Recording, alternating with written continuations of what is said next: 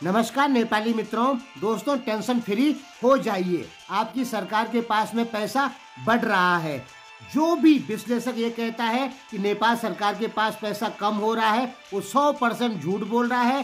वो इसलिए बोल रहा है क्योंकि आपके सारे विश्लेषक किसी न किसी पार्टी से संबंधित हैं और किसी न किसी पार्टी को संबंध या समर्थन करते हैं। इसलिए वो कहते हैं कि नेपाल की सरकार के पास पैसा घट रहा है। नहीं दोस्तों, आज की रिपोर्ट आप देखेंगे नेपाल राष्ट्र बैंक गृह मंत्रालय की, तो नेपाल सरकार के पास में इस समय 15 खरब 30 अरब रुपए का विदेशी मुद्रा भंडार हो चुका है।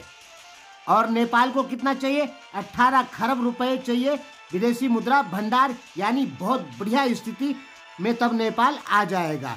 आपको पता है बीच में नेपाल का विदेशी मुद्रा भंडार लगभग 9-10 खरब रुपए पहुंच गया था, बहुत डाउन हो गया था।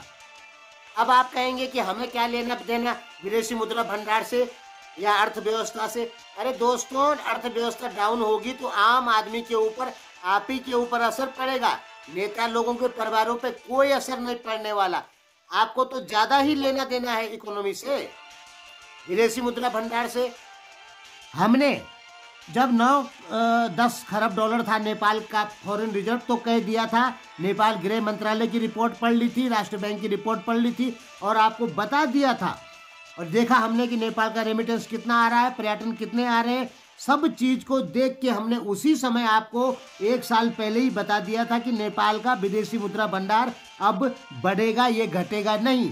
और आपके विश्लेषकों ने कहा कि नहीं, घटेगा। और मैं 5वीं बार वीडियो बना रहा हूँ नेपाल इकोनॉमी पे, और 5वां बार मैंने कह दिया था कि हर बार ये हर महीने बढ़ता जाएगा, घटेगा नहीं। नेपाल के सरकार के पास में पैसा बढ़ेगा, ये घटेगा नहीं। आपके सारे विश्लेषक झूठे साबित हुए। दोस्तों, आपके विश्लेषक भी जानते थे कि नेपाल सरकार के पास अब पैसा बढ़ेगा, लेकिन उन्होंने जानबूझकर कहा कि नेपाल सरकार के पास पैसा घटेगा, सरकार अच्छी नहीं है। ऐसा उन्होंने क्यों कहा? क्योंकि हमने कहा कि आपके विश्लेषक किसी न किसी पार्टी को समर्थन करते हैं, वो आपको सही बात नहीं बताते। हम तो विदेशी लोग हैं, बाहर के लोग हैं, दूसरे देश के लोग हैं, तो हमारा तो कोई पार्टी है ही नहीं नेपाल में, इसलिए हम आपको सही बात बताते हैं। कहाँ था नेपाल का विदेशी मुद्रा भंडार? 10 खरब, अब कहाँ पहुंच गया? 15 खरब 29 अरब रुपए।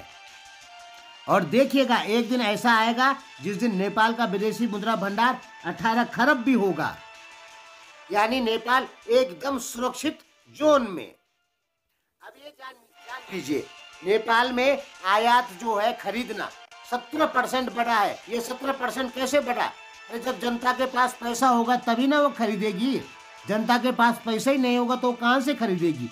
और 17% बढ़ा है पिछले 3 महीने में। इसका मतलब पैसा आया है, जनता के पास पैसा आया है, उसने टैक्स जमा किया है और सरकार के पास में पैसा आया है। रेमिटेंस आपका 9% बढ़ा है। आप अपने राष्ट्र बैंक की और ये भंसार की रिपोर्ट पढ़ लीजिए, 9% रेमिटेंस बढ़ा है पिछले 2 महीने में। 2 महीने की पहले की वीडियो में हमने बताया था कि 6% रेमिटेंस बढ़ा है, अब 9% बढ़ा है, यानी और ज्यादा बेहतर स्थिति। पर्यटक आपके यहाँ 23% बढ़े हैं।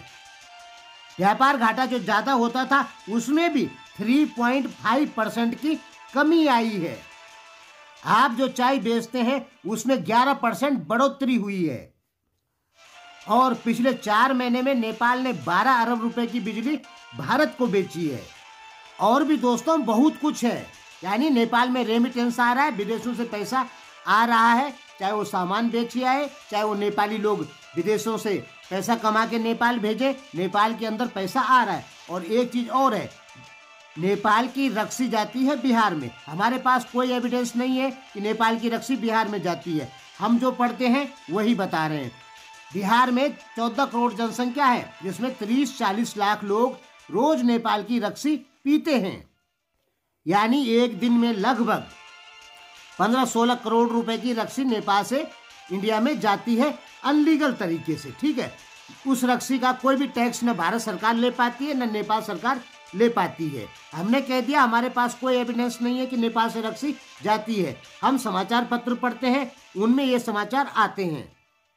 तो जो रक्सी जो लोग बनाते हैं वो उसका सामान खरीदते हैं तो उसका भी तो टैक्स जाता है सरकार को। रक्सी का टैक्स ना जाता हो, रक्सी बनाने में जो सामान लगता है उसका टैक्स तो जाता है सरकार को। तो ये भी तो फायदा है नेपाली जनता के लिए। एक महीने में लगभग 3-4 अरब रुपए की रक्सी बिक गई भारत के बिहार में। और भी दोस्तों बहुत कुछ है, ठीक है। अब सब चीजों पे डिटेल से बात नहीं हो सकती है क्योंकि ये लंबी रिपोर्ट है। आपके प्रकाश दाहाल जी की रिपोर्ट मैं आपको सुना रहा हूं, ठीक।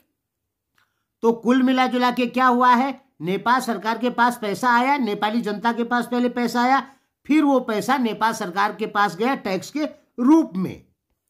अब यदि कोई नेपाली विश्लेषक आपको कहता है कि नेपाल का अर्थतंत्र खत्म होने वाला है, कमजोरी की तरफ जा रहा है, तो आप उसका सीधा गला पकड़ लीजिए और पूछिए उसको कैसे जा रहा है, क्यों जा रहा है, सबूत के साथ बता। क्योंकि वो झूठ बोल रहा है। नेपाल की अर्थव्यवस्था डाउन नहीं जा रही है, बढ़ रही है, चाहे बड़े धीरे बढ़ रही है लेकिन बढ़ रही है, घट नहीं रही है। जो आपके यहाँ सरकार विरोधी लोग हैं वो कह रहे हैं कि अर्थव्यवस्था घट रही है, घट नहीं रही है। हमने आपको साफ क्लियर बता दिया कि हम किसी पार्टी के आदमी नहीं है, हमारा काम है आपको सही बात बताना। तो नेपाल की अर्थव्यवस्था बढ़ रही है, यानी सरकार का विदेशी मुद्रा भंडार की बात कर रहा हूं मैं, ठीक है, वो बढ़ रहा है। अब इसके बारे में फिर 1 या 2 महीने बाद आपको रिपोर्ट दी जाएगी कि कितना बढ़ा, क्या क्या हुआ। तब तक के लिए धन्यवाद।